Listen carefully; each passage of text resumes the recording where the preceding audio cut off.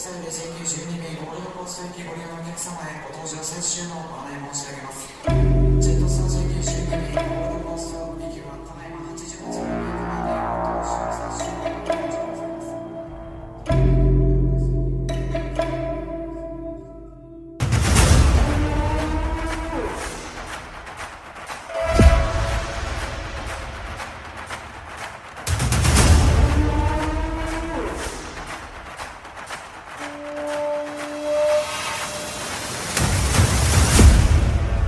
I think one of us should say RAD STRANGENESS, then another should say international. You know what I'm saying? Welcome to RAD Smith. Like, what do you... No, one of us would say... Welcome to Camp RAD Strangeness. International.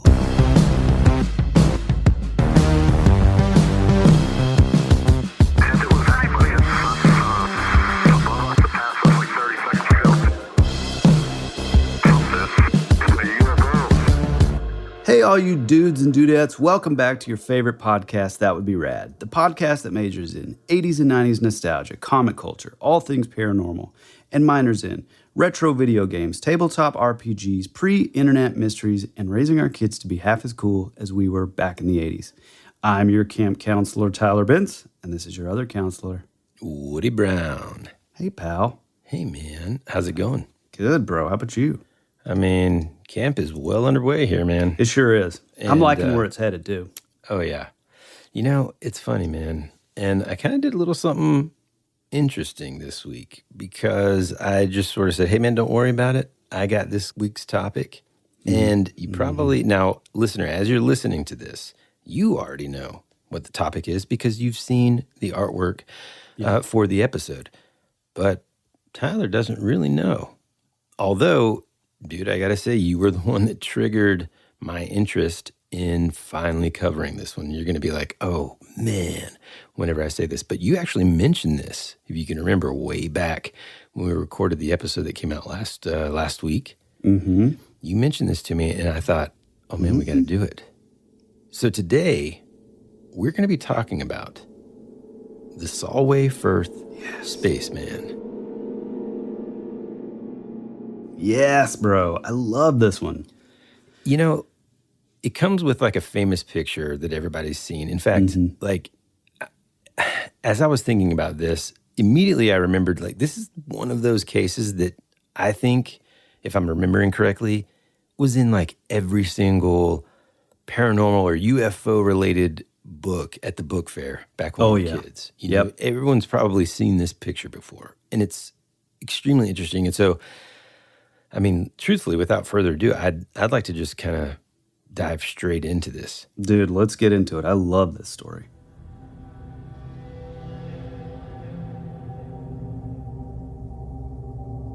This week, we're kind of staying in the, we'll just call it like the Europe area of the world.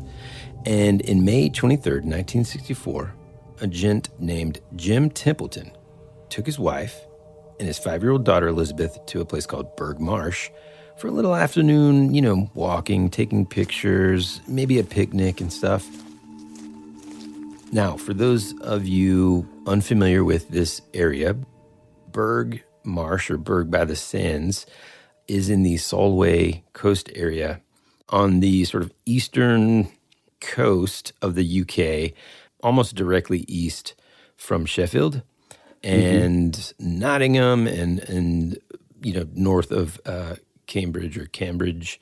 Anyhow, it's a sort of beautiful area. It's actually where King Edward I of England died when he, as he was kind of planning another battle against the Scots and stuff. Really kind of old school area, but, you know, nice little English coastal area. So Jim Templeton and his wife and his 5-year-old daughter, Elizabeth, we're out and about and enjoying what appears to be a beautiful day. Jim he's kind of an amateur photographer. He had just gotten a brand new Kodak SLR camera. His little daughter had apparently gotten a new little dress. And so he wanted to take some cool pictures of her. And again, this happened kind of close to this place called the Solway Firth Estuary. And This is an area where he and his family had hiked up these grassy knolls before plenty of times, kind of how they like to spend a sunny afternoon on the weekends.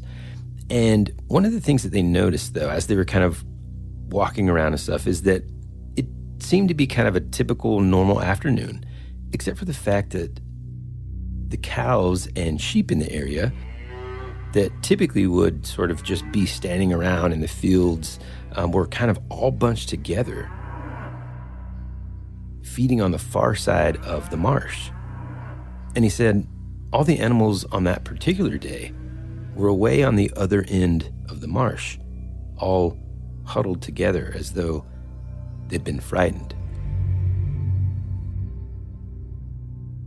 Templeton didn't really notice that there was anything kind of that would have stood out to him as the reasoning for this. But as they were kind of just enjoying the afternoon, he had his daughter Elizabeth pose on a grassy hillside, and she was kind of grasping a bunch of freshly picked flowers. And he took 3 successive photos of Elizabeth, and then the family continued on their way, unaware of what the camera had captured. Now, this is something that we kind of talked about last week when we were discussing Ed Walters' Polaroid and kind of old school cameras and how they work. You know, this is far before the day of just basically having an HD camera in your pocket and being able to just see your picture. You know, nowadays, I'm sure you're like this, or at least your wife is like this, Tyler, and I know that, I mean, everybody that I know.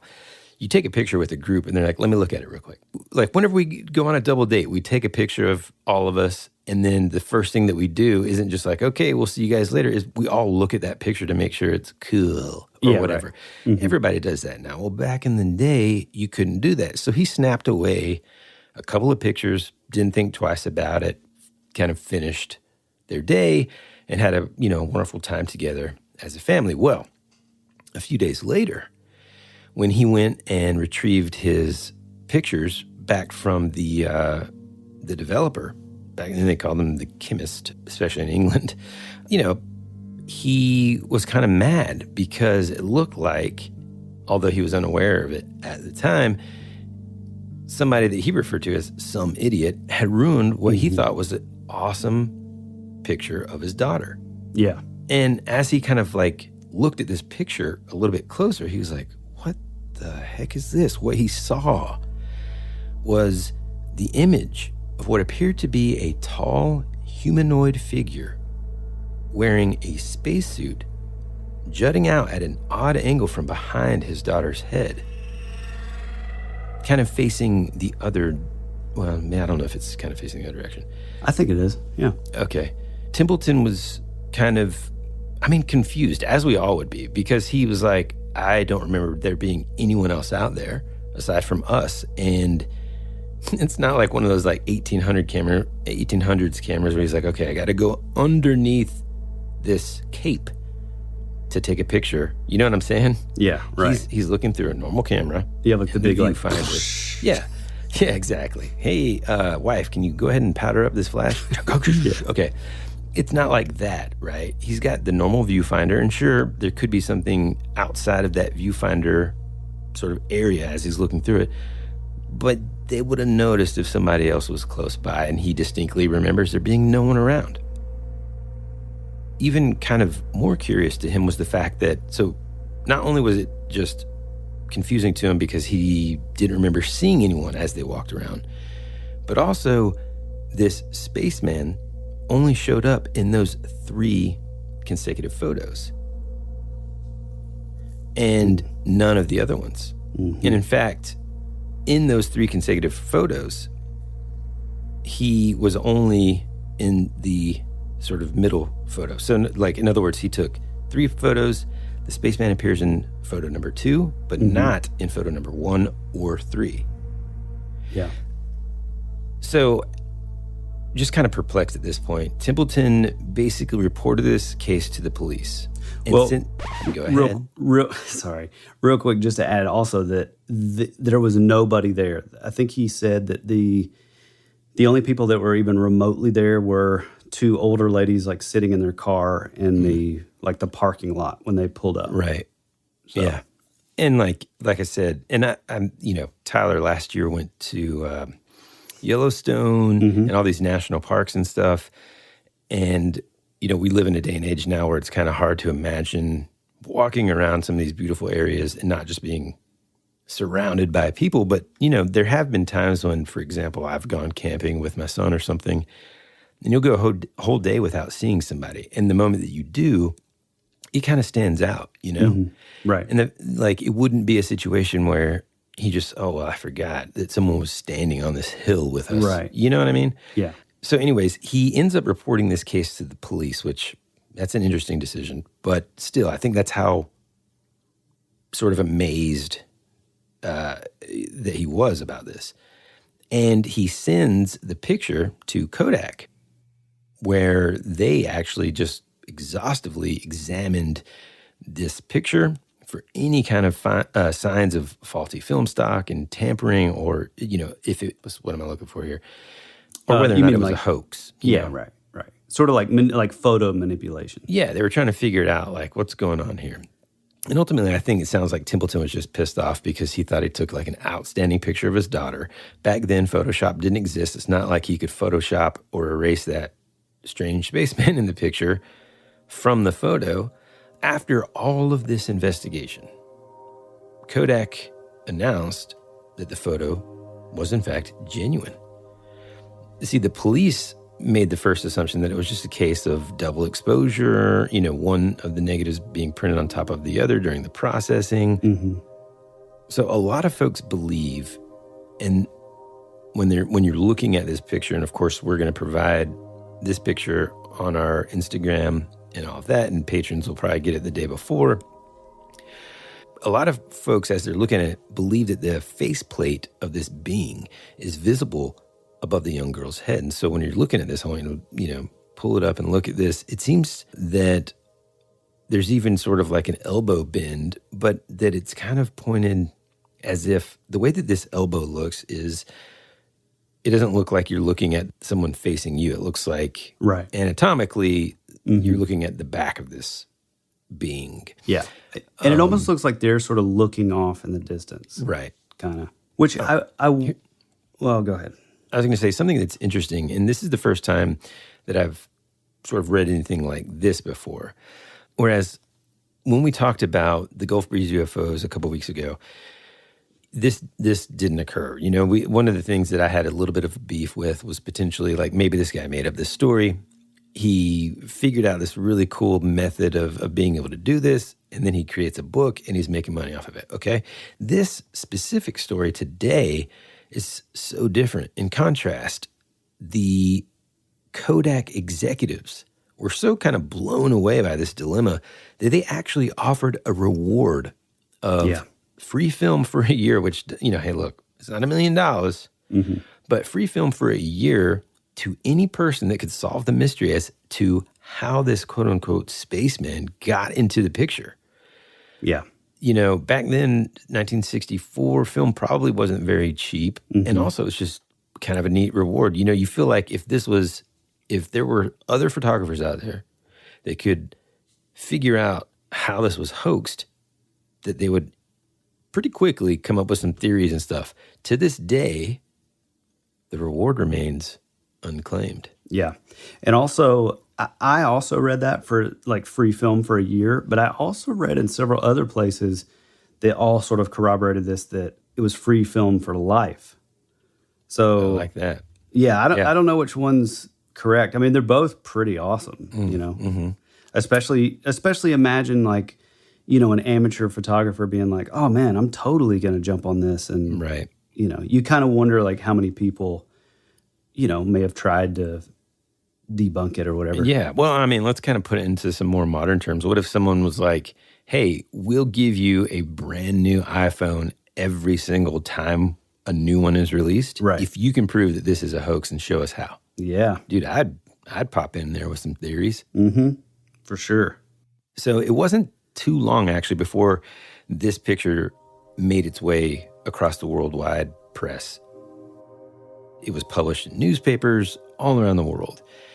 And Templeton kind of described the event to the press like this. He says, as an amateur photographer on a day trip with my family, I took the photograph on Berg Marsh on May 23rd, 1964. I took 3 pictures of my daughter Elizabeth in a similar pose and was shocked when the middle picture came back from Kodak displaying what looks like a spaceman in the background. Yeah. So initially, this to me has always been like a story where there's an interesting photo of a girl, there's a strange spaceman in the background. That's about all I knew about it. Mm-hmm. But there's like multiple layers of this thing, and it continues to kind of get stranger and radder and stranger. I mean, Mm-hmm. So here's something that's interesting about that region. Where this photo was taken has actually been a breeding ground for UFO activity for a long time. Many of the locals there at Berg Marsh believe that this was due to a nuclear power plant that resided nearby. We've kind of talked before about connections to nuclear power plants.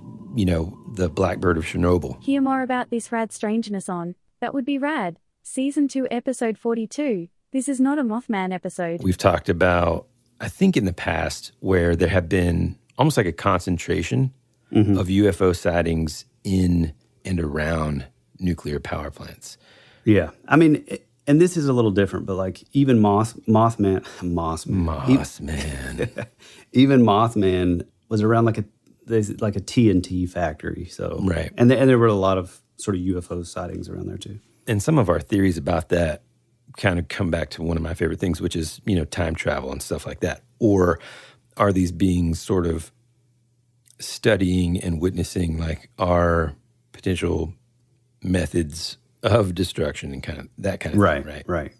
Which a lot of people think that, I mean, we're definitely doing an episode on this, but like a lot of people do believe that there was correlation between like the Roswell incident and then it being, you know, White Sands proving ground being right up the road where they tested the first big bombs. So, yeah. Templeton kind of told reporters that he had heard reports of the UFOs before, but had never seen any over Berg Marsh, and certainly hadn't seen anything on this day in question here. Just when it seemed like Templeton's life couldn't get any weirder. After these messages, we'll be right back. On June 14th, your favorite emotions are back on the big screen in Disney and Pixar's Inside Out 2. It's time to greet your Team Riley! It's anger! Let me at him! Fear! Safety checklist is complete. Disgust! Ew, ew! Sadness is in the house! Oh no. Hello, I'm anxiety. I'm one of Riley's new emotions. Disney and Pixar's Inside Out 2. There's a part 2? We're going! Rated PG. Parental guidance suggested. Only in theaters June 14th. Get tickets now.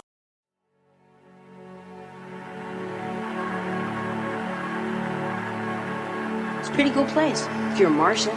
Or a vampire. You think you really know what's happening around here, don't you? We're fighters for truth, justice, and the American way.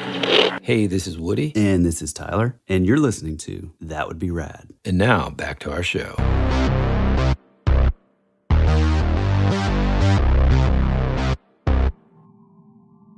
So just when it seemed as if Templeton's life couldn't get any crazier, he was visited. And again, man, I had no idea about this stuff. And so as I was uncovering every single one of these little details, I was like, oh man.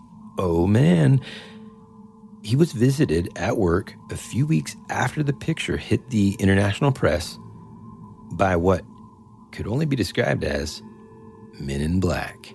Yep. Now, again, if this is... it's awesome. I didn't want to sound... That sounded a little bit like I was talking down somebody. Now, again, if you're new to these types of discussions and, you know, you only know... When I say the words Men in Black, you're thinking of Tommy Lee Jones and Will Smith. Yeah. That's kind of like a Disney-fied version of Men in Black, right? So Men in Black are potentially... what would you say, Tyler? What's a great explanation of Men in Black? So Men in Black were kind of like these characters that were kind of known for sort of showing up around these sort of UFO flaps. A lot of people believe that some of these accounts, at least, can be sort of attributed to this special division that's like part of the Air Force. And I think a couple guys have kind of come out and sort of admitted that through the years, that, you know, they say, hey, you know, we were sort of part of this division that nobody talked about, nobody knew about. And basically our jobs were to show up and, you know, kind of shut down the rumor mill, you know, when people were seeing UFOs in an area. It's kind of weird. I'm kind of 50-50 on that. I mean, I think there could be a possibility that maybe that's some of them, you know, but even that, it's weird because it's like, okay, well then, like, what was the purpose of that? You know what I mean? Yeah. Like, why the, you know, huge amount of like intimidation factor? Like, why was that needed? But then the other sort of idea is that they're, you know, possibly they're also of extraterrestrial origin, and because a lot of these sort of cases and accounts, and we'll do at least 1, 2, 3 episodes probably on this. Because they're fascinating. There's also Women in Black. I don't know if you knew this. Yeah. It's really cool. But like there's some bizarre accounts where they'll like show up and like, you know, and these go back to like the 50s and 60s and stuff specifically. That's where you really start. That's sort of the golden age of the Men in Black. But like, you know, they'll be offered Jell-O, you know, on one account, and like they didn't know how to eat it. Or like they'll show up and like it's clear that like they have no lips, but they've like painted lipstick on to look like they have lips, and like just really bizarre stuff kind of like that. Yeah, it's super like high strangeness kind of. It just doesn't make any sense, you know. So yeah, so that's and about it. They kind of talk about it a little bit in the Meadow Project, which is this book by Trey Hudson, and he talks about kind of explorations into the South's Skinwalker Ranch. And there's this incredible account of a Woman in Black type character that just comes out of nowhere in these woods. Now imagine just being out in the woods, I mean deep into the woods, and you're there to kind of investigate certain things, whatever. And out of nowhere, this woman in like a black business suit comes with, complete with high heels and everything, just comes stomping out of the tree line. That's pretty weird. Guys. And and they said that she was acting super bizarre. Yeah. Just weird stuff like that. So anyhow, he gets a visit from these folks. Wait, real quick, and I don't mean to go off on a tangent here. I'm not driving away from the dock just yet, but have you seen that? There is one video, I think it was in like around like Niagara Falls, maybe, this hotel. Have you seen that footage? Mm-mm. So apparently the hotel, maybe the hotel manager or the like supervisor or something, he was out one day, and apparently like he had seen a UFO like the day before or a couple days before or something. Well, he happened to be out that day, and these two men in black trench coats, both had glasses, wearing them inside, both were just completely bald. They came in and they were like walking around to like different people in the hotel asking for this guy. But, you know, he was out. And so he's like, I don't know. So then he came back and everybody was like, hey, these two weird guys were looking for you. And he's like, I don't know what you're talking about. So he pulled the footage and, I mean, you can see him. So, you know, maybe it was a hoax. But as far as we know, like that's like the sort of the only sort of video footage that we have. Wow. Yeah, it's awesome. And if you hit play on your computer and you watch that video, then, you know, expect your doorbell to ring momentarily. Yeah, for sure. So this guy, Templeton, who, by the way, I think he was like a fireman, actually. Yeah, he is a fireman, yep. And one day while he's at the firehouse that he worked at, this dark Jaguar car pulls up. Two men wearing dark suits come out of it. And these strange men refer to each other by numbers instead of names, which is kind of interesting, and claim to be agents of, quote, Her Majesty's government. Also, the numbers, ironically enough, were number 9 and number 11.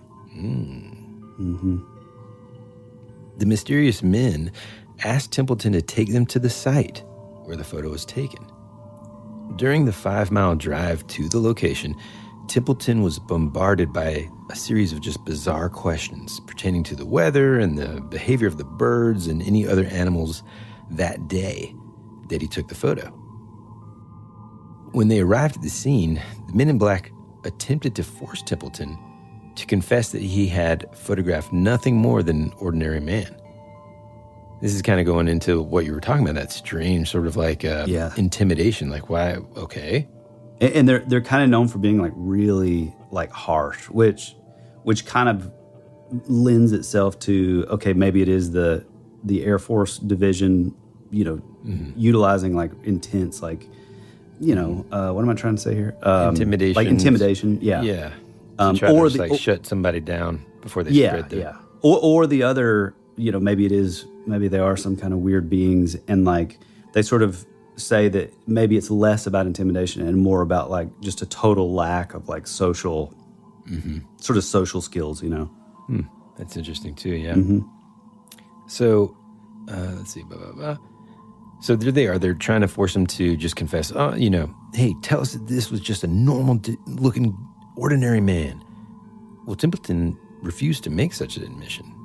And so then the men became really, really angry. They stormed off, and then they freaking got in their car and drove off and left this guy 5 miles away from work. Yeah.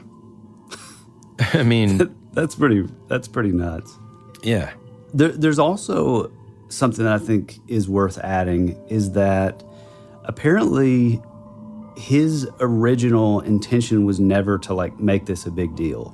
Apparently he thought it was going to be he was going to get some sort of answer or something when he went to the police originally when he saw the photo. And they just kind of laughed it off and were like, okay, whatever. And then he contacted Kodak, and then it sort of blew up from there. Yeah. Now, one thing that's interesting, one of the questions that Templeton kind of said that these folks, these men in black, asked him was, where did you see the second spaceman? Oh, that's the best part of the whole story. Now, Templeton actually had never reported seeing a second one. Yeah. As he, just like everything else, tried to explain this to the men in black, then they became visually aggressive. Mm-hmm. And then I think, he wouldn't admit to just being a normal person and all this, and then they just freaking left him there. Mm-hmm. Here's something else that's interesting, man.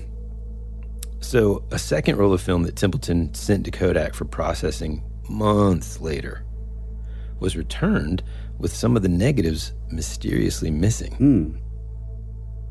Templeton thinks, his theory essentially, and the only one that he could come up with was, well, kind of sounds like they were potentially confiscated by government agents because the film may have revealed something secret.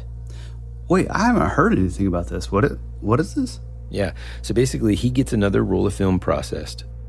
When he gets it back, he notices. And was this from like the same day or like? No. It was just another roll of film that he sent to Kodak. Now, again, kind of to remind people how the different stages of film development. I mean, you had to kind of send it off. I think in the early days. By the time we were in the 80s and the 90s, then there were like places that would process it a lot more.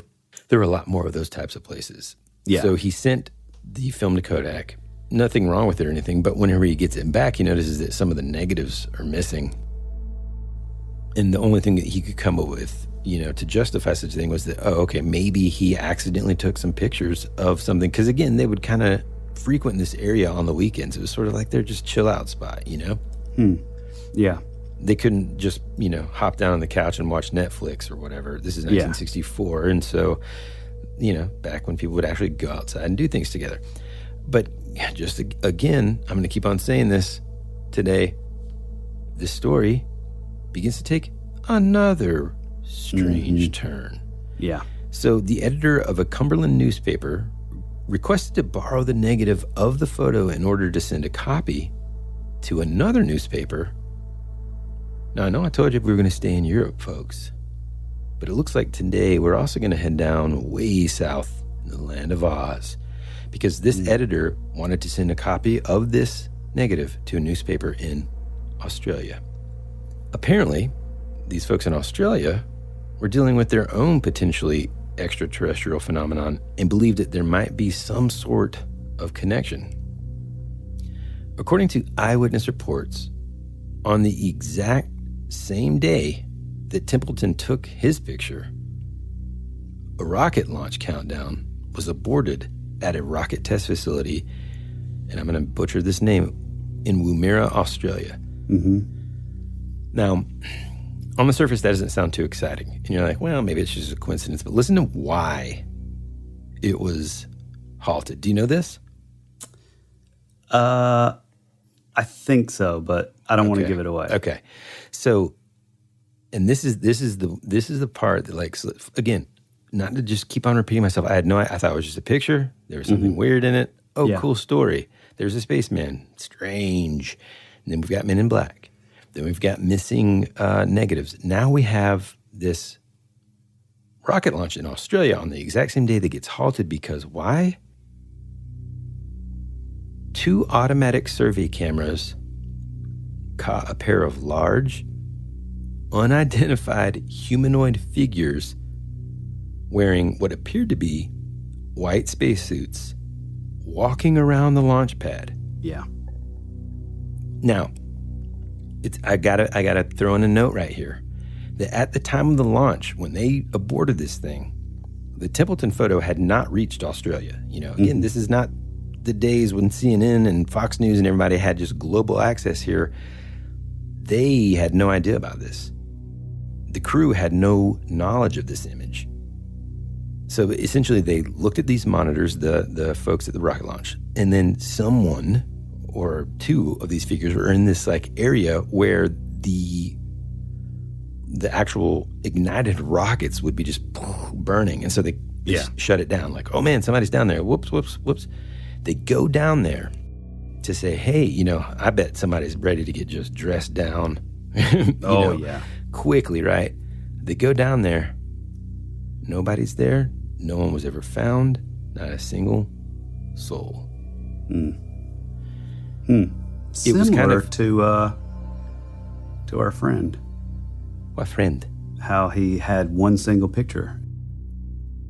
So they just kind of like ended up, I think it was documented within that, in the paperwork that day, that it was just like a technical mistake, or, maybe the monitors picked up something. Like several of the men that were in the, I don't think flight tower is the right word, but that sort of gives you the visual, I would imagine. Flight tower. You know what I mean. Control tower. Yeah, control tower. There you go. Yeah. Mission control. Yeah, mission control. Perfect. Somewhere at some point we're gonna realize what the correct term is. Listeners already have. Clay is throwing his phone across the room, I imagine, by now. Well, probably Matt too, because you mispronounced the place in Australia. Woogamaroo. What is it called? Oh, Woomera. Yep. Wait, did you say Willabaroo? I said Woogamaroo. Woogamaroo. Mm-hmm. I was closer. All right. Yeah. So again, nobody's found there, but by description, it was the exact same type of man. Same, let's say, clothing, same figure, same size as the picture that was taken over in Berg Marsh. And so when this reporter sent it over to this Australian reporter, they just go berserk. So this aborted launch was actually part of this huge space project known as, and I don't know why they keep doing this here with these titles, Blue Streak. Yeah. And reporters soon discovered that the rocket to be used in the launch, oh my God, this is so crazy, dude, was manufactured in England, in an area that was just a few miles from the Berg Marsh. That's such weird synchronicity. Oh man, dude. I mean, it's just insane. So when Australian reporters asked to view the security camera footage taken at Woomera on May 23rd, they were informed that out of all the canisters of film taken during the entire Blue Streak project, the only canister that was missing was the one containing the requested footage. Something important to note real quick. The Woomera facility has also been the site of numerous UFO sightings and at least one more aborted launch due to what was described as a white being that was spotted on security cameras. Man. I feel like I remember, I mean, I haven't looked it up, but I feel like I remember, which is part of the reason that I did bring this up during the Michelin Man episode. But I feel like in one of the reports, one of the men mentioned that it was like, that, you know, when they saw the two men, when they shut down the launch, that it was like they were in like puffy spacesuits. Am I like imagining No. that? I mean, I think that is kind of what it alludes to in this article. And it's basically saying, like, even when you're looking at the picture of Elizabeth Templeton with the spaceman kind of behind her in the background, it looks to be kind of like that old 80s sort of, or maybe even like early 60s, not necessarily, well, a little bit of our NASA kind of vibe, but more like almost like cosmonaut, really. You know, like the real more form-fitting, less puffy, like 80s spacesuits.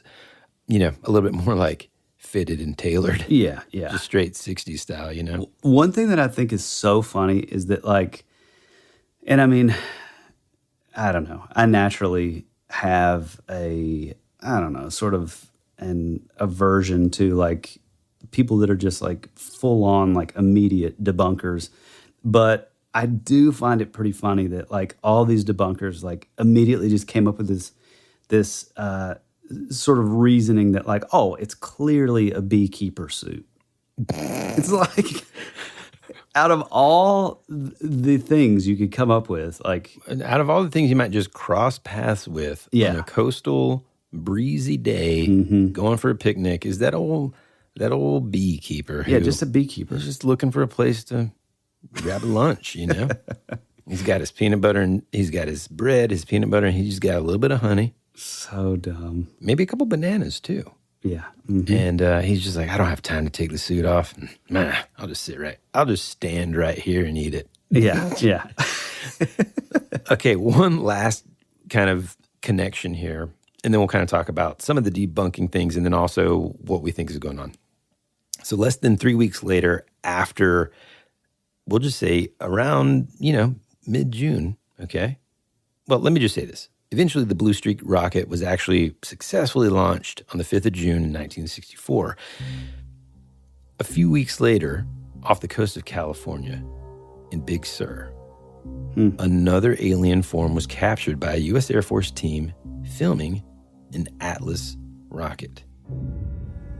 Both the Atlas and the Blue Streak were ICBMs. ICBM stands for Intercontinental Ballistic Missile. Oftentimes, growing up in the 80s, you hear about them all the time because those were like the missile rockets that you would attach a warhead to. The commanding officer of this mission in Big Sur, California, captured footage of what appears to be an alien ship beaming light at the tip of the rocket warhead twice. I love it. When the footage was developed, guess who came to visit?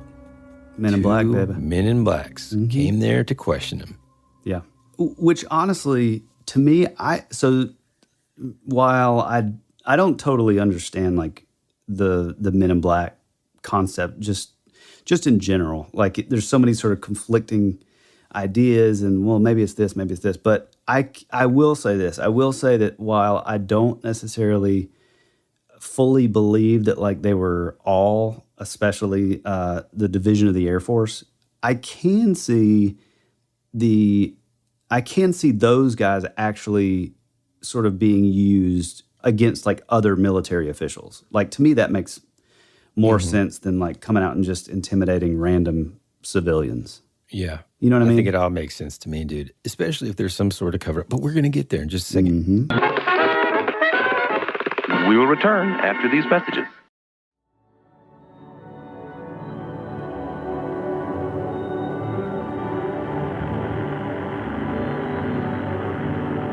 There's something out there waiting for us. And it ain't no man.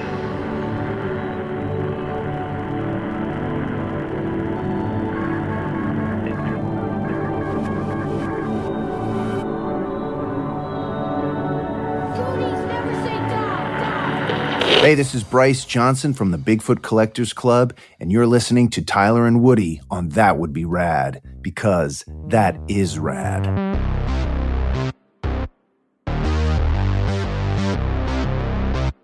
Essentially, I mean, it's kind of time for that, actually. Like, that pretty well wraps up the mystery for so many years, for so long. I mean, we're talking about this happened in 1964. Yeah. People have wondered about this. This is one of those, again, as soon as you see the picture, I'm certain you've seen this before.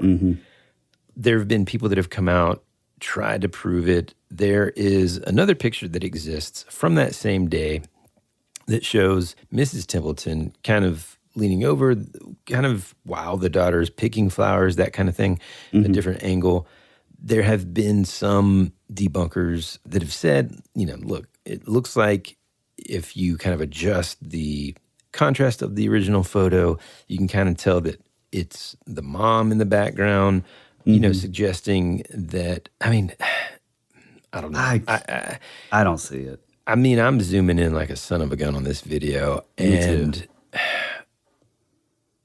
I don't know. It's tough, man, because are you seeing the mom, you're saying? No.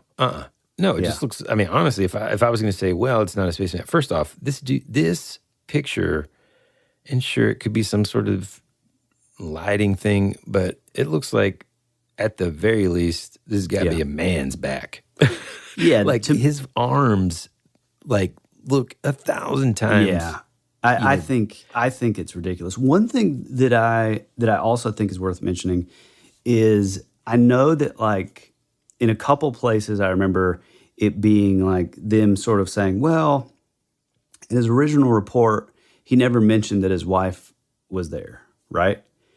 But one thing that I think kind of, I don't know if it lends credibility per se, but I will say, like, even in the picture that it shows the wife, it almost looks like she's like leaning forward to get out of frame. And you know what I'm saying? See, like, when you're looking at this picture, again, we're going to share this one as well. Her arms are teeny tiny, man. Yeah. Well, You know? well, not only are they teeny tiny, but it looks like she's like, I mean, you know, most moms, especially back in the old days, they would, you know, you'd pull out the giant camcorder and like they'd be like, no, don't take a picture, and they would cover up their face and stuff. So to me, like, that's what that picture kind of looks like, and that would make sense to me. I mean, I can totally see a wife saying, you know, if him being like, well, I went to the police and nothing happened, and I went to, Kodak, and you know, now they're kind of making a big deal out of it. Like, I could see her just being like, okay, just like, don't mention my name. It was just you and Elizabeth, and then that was it. You know what I mean? Yeah. I mean, to me, in that same photo, it looks like the mom's kind of been over to kind of maybe pick some more flowers or something Could like be, that. yeah. In any case, it doesn't look, you know, it kind of looks like a mix between like maybe a spaceman or maybe a futuristic police uniform. I mean, that's what I meant. That, to me, one of the reasons why it's so fascinating is because it's more than just this picture. You know, this whole story is so much more than just this picture. Right. Even if this picture was a complete hoax, some of the things that kind of even debunk that are like the strange coincidence of simultaneously on the same exact day down in Australia, there are two of these sort of white spacemen, you know, walking around this rocket, disrupting it. And then the fact that the rocket itself was manufactured only a few miles away from where this picture was taken, you know, to me, I'm ready to get into my theories here. And guys, it's not going to be, if there's ever a game show that you're on, and, you know, one of the questions is, what is Woody going to guess, or what's his theory going to be? Oh, yeah. The answer, of course, would be time travel, right? Like, so much of these events and these encounters and anything that has to do with these sort of beings and stuff, like, I don't know, man. It just seems, and even Men in Black, in a way, man. I was going to save that for whenever we talk about them. In a way, and we have talked about this, I know for sure, on the show before. To me, making yourself relatively bland in clothing and stuff, I think can like I think the purpose sense. before that. I mean, the purpose for that is to kind of quote unquote blend in, and there's a timeless element to the Men in Black uniform. Right. But at the same time, it has that unintended consequence, I think, which is it kind of makes you stand out in a way. And I think maybe this time traveler, and I always like to think of time travel as certainly not like a perfected, like they haven't quite perfected it yet. Yeah. Whenever we're seeing these moments, you know what I mean? They're still flying by the seat of their pants a little bit. Right. They don't know what's going to happen. They don't know exactly where they're going to end up. And maybe it's not just time travel. Maybe it's interdimensional travel. Right. And that kind of makes almost a little bit more sense to me whenever there's a uniform like this involved, because then it's like, okay, we got to have something that's going to protect you from potential elements or maybe differences in atmosphere and whether or not, I mean, there are atmospheric things in other planets and stuff that would essentially just like burn your skin. You know what I'm saying? Like gases in the air. That kind of makes a little bit more sense than, I'm going to go back in time, here, throw this white suit on, Although if I were looking at like not necessarily like the spaceman, but like if I were looking at the Men in Black, behind the filter of like a time travel, to me that seems like I could see that, but it seems a lot more like perfected. Yeah. Like, you know what I mean? It's like it would be like a lot more streamlined, almost like, well, there's good guys and there's bad guys and they're both time travelers and, that kind of thing. But for me, like it's funny, and it goes back to that sort of age-old kind of that thing that we see in so many of these stories where it's almost just like that cosmic like protocol of like we're never quite able to see all the evidence. We're never quite, like the Patterson Gimlin film, like that has disappeared through the years. Like nobody can find the actual footage. Much like him, the film disappeared. Like there's always these like little, it's like, man, we're so close. We have like this thing, but like, then this, this roll of film from this rocket launch magically is just vanished. And I'll put this, I'm sorry, go ahead. Well, no, I was just going to say, to me, that feels very like, almost like simulation theory or sort of or like cosmic trickster, if you want to get super sort of esoteric. But I don't know, man. It is weird. I mean, but it could fall under time travel. Yeah, because I mean, like if you think about it, well, first I was going to say, let me put my skeptic's hat on for a second, and it's a goofy looking hat, Sorry, skeptic. I'm just kidding, but like, let me put that skeptic hat on for a sec, and I would say that for someone that just thinks all of these things are hoaxes, I think it'd be pretty easy to say, well, like, boy, isn't that convenient? Of course it goes missing. Right. You know what I mean? Mm-hmm. So that sucks. Yeah. But to your point about the Men in Black also being, it's almost like they're the, what do they call them, dude? Like the not the fixer, but they come in and just like clean up the scene. Oh. Almost like an eraser, almost like a, what am I thinking of? Like the Adjustment Bureau type. I mean, never heard of it. Yeah, you have that Matt Damon movie. Yeah, I never watched it. Which, by the way, is based off of a Philip K. Dick, I think, That's right. story, maybe. I think we've talked about that. But yeah, somebody that's going to come in and just go after the evidence. Yeah. So that they can erase, even if it's like at the corporate level. I mean, whatever, to erase the trace that they've been there. Yeah. I don't know. It's just bizarre, I mean, I think that's what pisses me off the most, I think, about hoaxsters, man, is because they kind of take the attention away from the potential real stuff that's happening all around us. And I remember one time you said something to me, I don't know if it was on the show or not, but it was pretty, like, I thought, man, that's true. I never really thought about it this way. And it's kind of like almost a way to turn the attention away from what's really going on and to kind of make it, if this was like a campaign to have all these hoaxes not this one in particular, not the case we're talking about today. I'm just saying in general, all these hoaxers to kind of come out, then it kind of discredits the other ones too, the real ones, right? Right. And so like it would be kind of an easy way to sort of, oh, well, all that stuff's that stuff's made up, you know? Yeah. And then the real dangerous stuff can live amongst these hoaxer stories. And, yeah, but I mean, that's a big thing that, like, there's a documentary called Mirage Men that came out years ago. It used to be on Netflix, but for some reason, I don't think it is. But I mean, it's a full-on deal where, like, I mean, the military, the CIA, they've used like disinformation agents for years and years, like at least going back to like, 50s and 60s we know of. So like that is kind of part of it, is to kind of like, I mean, if you think of it in more of like a mundane sort of viewpoint, like, take out the time travel and the simulation theory, it's like, okay, well, let's have these guys like come out and claim like, I saw this thing too. And they'll throw out this story that's just so over the top and silly.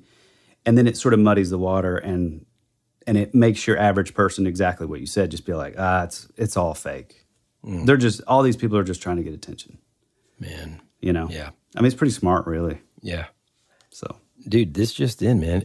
It appears, while we've been recording this episode, that they actually have some audio of a real extraterrestrial. I can't even say it. It's so, a real audio of an extraterrestrial speaking. Listen to this. Journey is usually the part that you remember anyways. Oh, I love it. Oh, dude. Oh, man. I didn't know where you were going with that. I know. I just had to, man. It's like one of my favorite memes of all time. And, we have a true, like, connection with Miley Cyrus. And so I feel bad for her. But also funny as... And then it's like the kid from, like... That one was like a dog just going... Yeah. There's just nothing that gets me more. I'm looking... Did you get my message? At these Men in Black characters in Niagara Falls. Huh? And this was 2008, the 14th of October, 2000. Or I'm sorry, the 8th of October, 2014, maybe? I can't tell really.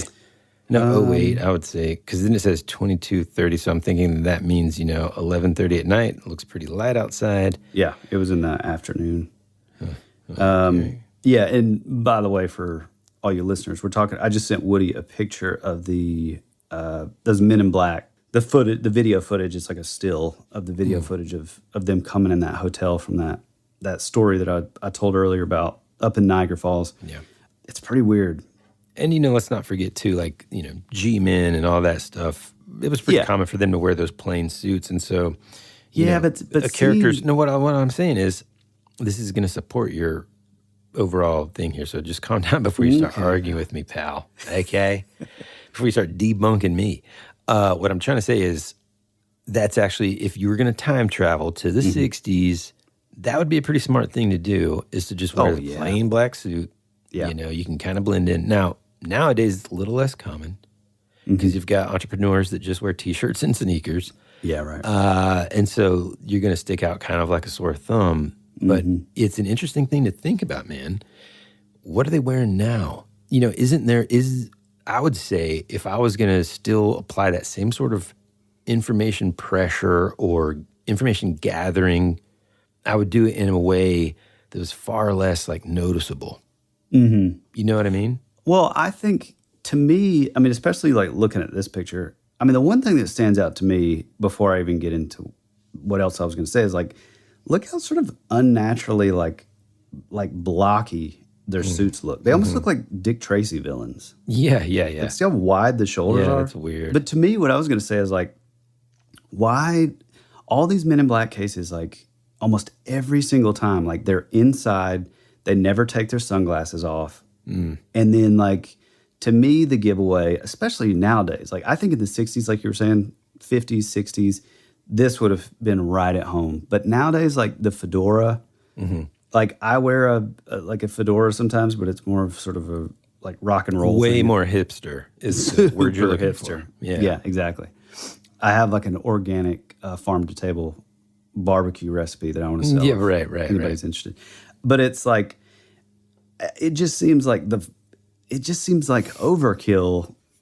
But I think, I don't know. I think it comes from that same like lack of like social cues or like social skills that like maybe like to them they're thinking, oh, this is what's expected, but you know what I'm saying? It's that weird, dude, it's like what you were talking about earlier that I think we should emphasize here, which is not just like, oh, they don't really have, they just have makeup in strange places, like shaved eyebrows, but with like painted on things. Yeah. Like there's always that like weird, hey, I almost got it all, but there's something weird, you know? Yeah, like, hey, there's a person standing there, and I think you've mentioned something like this before, where they're dressed perfectly, and then you look down, and instead of shoes, they were making the sound walking on sidewalk or whatever, it's hooves. And you're like, what? Yeah. You know what I mean? Or like, it's that sort of imposter. Everything's normal. And the guy's got like balloons for hands. And you're like, uh-oh. Yeah. Time to get the hell out of here. Well, one thing that's weird, and I mean, I'm sorry to turn this into a Men in Black episode, but I promise you, here's what we should totally try to get. I don't think you're probably not familiar the Men with in this. Black on the show. We need to get if you guys are listening to the show, all you Men in Black, we'd love to have you. Don't start. Don't let's.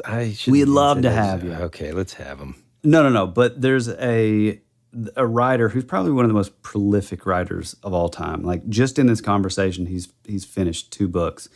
It's a guy by the name of Nick Redfern, and he's written a ton about the Men in Black, the Women in Black. He has like a book just on like women in black encounters. And man, I would love to try to get him on. He's a British guy. He's awesome.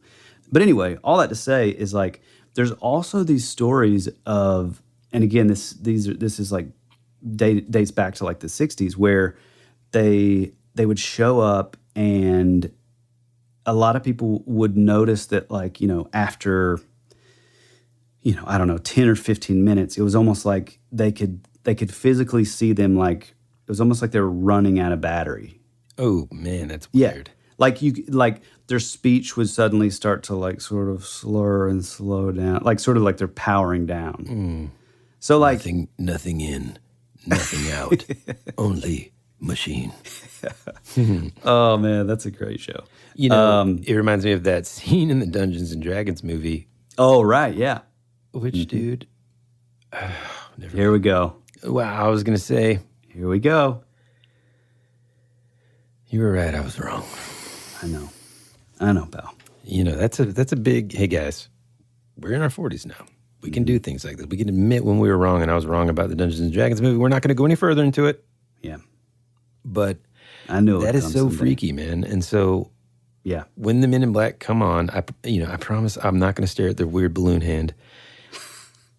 You know.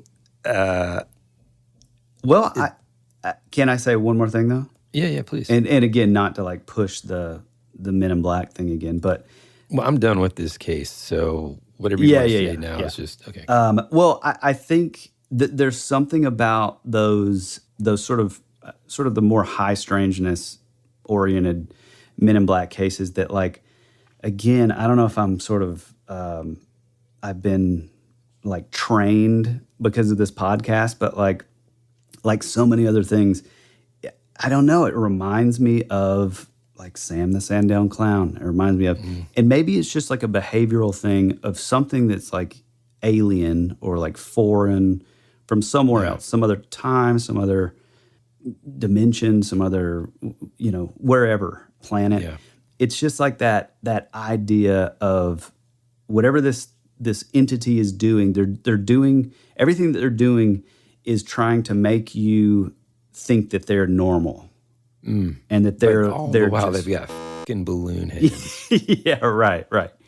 Yeah, it's not normal at all. But let me ask you a question, kind of off topic. I can't even. Oh god! Like dude, my luck would be we finally like John Teeter he comes to our door. Oh, God. And he turns out he's interdimensional, and he's like, dude, you guys can come with. I figured out a way to get back. Don't worry. Mm-hmm. We hop in the car, and we go to this dimension, and it's like my luck is like all the women have balloon hands, dude. And so my question is, dude, would you still do it? I definitely would. Like, Or what could they do with the balloon hands? Are they soft? Oh, yeah. And are they constantly making that like, oh my God, like dude, noise, I'm sorry, dude. But what about like, I just thought of something even funnier about the balloon hand. Imagine like a big round balloon hand, but with like little bitty tiny fingers. Like the Cabbage Patch Kid hand fingers. Exactly like the Cabbage Patch Kids. And they're just like, hey man, nice to meet you. Oh man, this is great. Nice to meet you, John. And you're like, oh man. And you just kind of grab the ball in the hand. You're like, yeah, okay.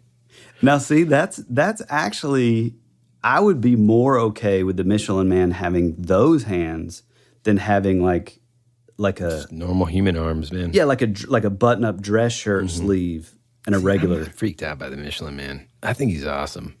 He is awesome. Also, I gotta say, I'm gonna hello, post. my baby. Hello, my darling. Yeah, I'm gonna post this link when we drop it of an eBay posting. Just cut it out. And if you guys want to buy this for me, don't do my it. birthday It's too expensive. Do not buy is this on for Tyler. June 21st. But it is a don't do it. Terrifying little figure that is apparently an old like vintage model of the Michelin Man, and it's like made out of, I don't even know if it's pewter or what it is, brass. Is it brass, the one you sent me? I mean, the thing is amazing looking. Oh, it looks awesome. And he's holding the little goblet full of like broken glass and stuff. Super weird. Campaign of the century. Okay, look, we need to get back on track here. Yeah. Let me just say this. I want to say that this particular topic, like so many other topics, is, can be a short kind of one and done topic. But Woody, I think you've done an amazing job of sort of digging up some of that like background noise that isn't very often talked about. I mean, I was surprised that you dug some of that up, because I thought when you first said it, I was like, oh man, I got a ton of stuff that I'm about to lay out. Drop on them. And you dropped it. So, well, I mean, that's thank you, man. Thank you very much. That's I would say my own personal evolution into all this stuff is back in the day, I would have just looked at the picture and be like, yeah, pretty cool. Probably fake. Beekeeper. And just never would beekeeper on his lunch break. And I probably wouldn't have, just like through life. I mean, I was very familiar with this picture. I hadn't seen it in many, many years, but I just never really dug deeper. And the fact that there was so much more really intrigued me. And I thought, you know what? This kind of goes hand in hand a little bit with what we talked about with the Michelin Man. Yeah, right. Was it the Michelin Man that this went hand in hand with? Well, I think the puffy suits of the two men that stopped the launch. Right. It just kind of reminded me, and the Gulf Breeze, it kind of reminded me of both of those things kind of mixed together. And to me too. It's just, this is what Camp RAD Strangeness is all about. Finding these either obscure or somewhat known stories overseas, across the pond. But man, I'm telling you folks listening, we're about to start diving into the creepy and the scary of what exists. I love it. I can't wait, dude. Yeah. If you, listener, have your own sort of international flared story that's localized, hey, feel free to shoot it on over. We would love to possibly feature it. I mean, we have I would say for the most part, we have Camp RAD Strangeness International 2023 laid out. But I mean, it's always subject to change. So if you have a story that's across the pond from us folks over here domestically in the U.S., we'd love to hear about it. Head on over to Instagram, where you can jump in, join the family, the ongoing conversation in the comment sections. If you do have a story, you can DM us, or if it's more long form, shoot it over to thatwouldberadpod@gmail.com. Even better than that is going to our website, thatwouldberadpodcast.com, and leaving the voice memo feature, where we can basically take the voice memo, throw some background music and sound design, and feature it on an upcoming episode. We'd love to have you. If you're not getting enough That Would Be Rad content here on the main feed, or the free feed, however, head over to Patreon and join the Rabbit Trail, our little sort of additional, just the place that you can get the extra That Would Be Rad content. We have multiple episodes per month, and it's a little looser. We record a little later, and but it's still, it's still more of what you love. Get out there, tell one single friend about the show, that weird friend that works at the video store, if you still have one in your small town. Tell them about the show. If you have time, go give us a 5-star review, and it would be greatly appreciated. You got anything else, Woody? Only this. Journey is usually the part that you remember anyways.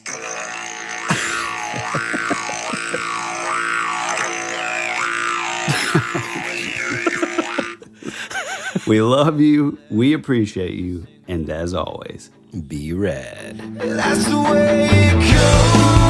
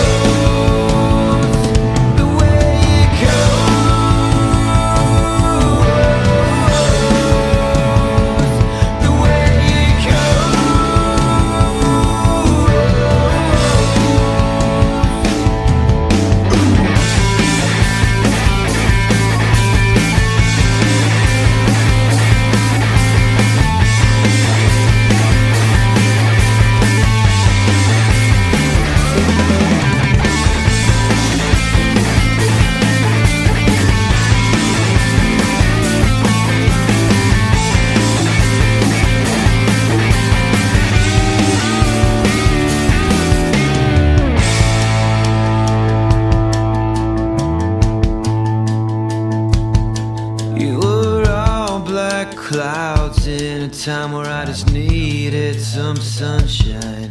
You were already dead for you became a ghost. You always said our future would be a parade of flowers, but now all that's left is a single rose. That's the way it goes.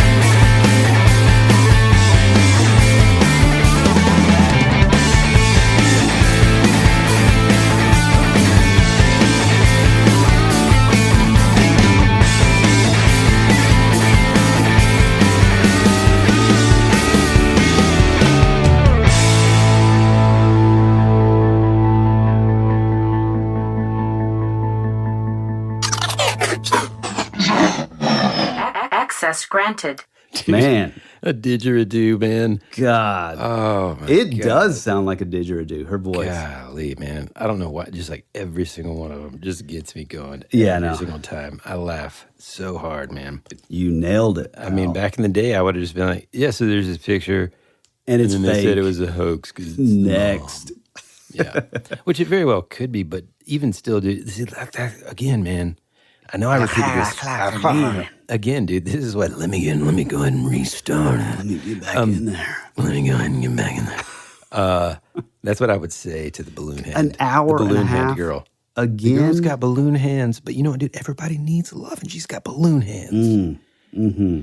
You just put them closer together. It's kind of like, Anyway, what I'm saying is like, I said this a million times on the show, but like, that's part of the reason why I was like, oh yeah, no, we're definitely doing this. Because even like when I was doing the initial research, I was like, because dude, so many articles are like, this guy said this, but everybody thinks it was his wife. Boop, that's it. You know, like the fact that all this other stuff happened in Australia, the Men in Black stuff, and I do now, like the more I think about it, dude, I really feel like, imagine like there's this organization and part of their like sort of purpose is to travel in time or in other dimensions, travel in time or in other dimensions to make some sort of discovery, whatever that is, whether that's, or maybe even like, maybe their mission is to like shut down and save the human race from killing itself, whatever the situation is. Okay. They have a mission. Hide Bigfoot footage. Hide Bigfoot, or maybe they are Bigfoot. Anyway, there's a reason behind their mission. These folks come in whatever, I guess, crazy suit, Flatwoods Monster, the Falkville Metal Man, whatever it is that they're wearing. And that's who I was thinking of. That's who the character kind of looks like. A little bit, yeah. I mean, to me, with the visor thing. Like to me, it looks like something like a policeman from the Hunger Games. Yeah, I can see that. You know what I'm saying? Like a white helmet, like it's like a riot control. Yeah, no, it looks like the cops from RoboCop. Oh, yeah. They had those, dude, like, you know what would be hilarious, helmets. Bro? Can you please, it's not going to be one of the cops from RoboCop, but what if you put in like an old stormtrooper? I mean, that would be pretty awesome. Oh, God. Yeah, I don't know. Now, I will say that somebody had a pretty cool, I think it was Liam, he had a pretty cool theory about someone having like a pane of glass and then like being able to do that for the Gulf breeze.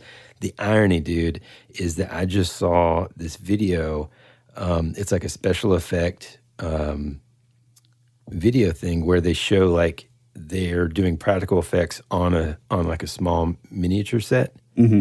And they've got this screen playing like this animation. Then they have a piece of glass. And so that glass is picking up the reflection of this animation. And then it's like almost superimposing it on top of what's going on in the actual scene. Looks so cool. But like really though, I think the most intriguing part of it is the audio, and just wait for it. Well, journey is usually the part that you remember anyways. Phone home. Jeez. Anyways. No, I think that I'm glad you brought that up. Well, we'll probably do a Patreon where we talk about this. But I did run across, like, remember how I told you there was like a film school? Film class or whatever that like, that sort of took it upon themselves to like kind of break down and see if they could. You're talking about the Gulf breeze thing? Yeah, to be able to fake the Gulf breeze thing. Yeah. And they couldn't do it. And that was they even tried that. Because when I heard that, it made me think of that game that I was trying to explain to you that time. It made me sound like such an idiot. Well, in the arcade in Lakeshore Mall, they had that game. Pac-Man. It's called Pac-Man. There's a big It's yellow... not Pac-Man. Although, you know what? It was in one of those sort of Mrs. Pac-Man, like Pizza Hut, two people sit down. Yeah, those were the greatest, man. Man, they were awesome. But it was this weird game where like we thought it looked incredible, but it was like $3 to play or something. And it was like a hologram. This little cowboy would walk around. I don't know what you're talking about, dude. I don't gotta know that find game. But sounds like something somebody with balloon hands would like. Yeah, for sure. But the reason I thought of that is because when I watched this thing talking about this sort of film class trying to like break it down, they did the same thing where they had like the pane of glass. And I think they did it where they shot like a projector somehow and it like bounced, however that worked, refraction and all that stuff. But they couldn't even come close to how it looked.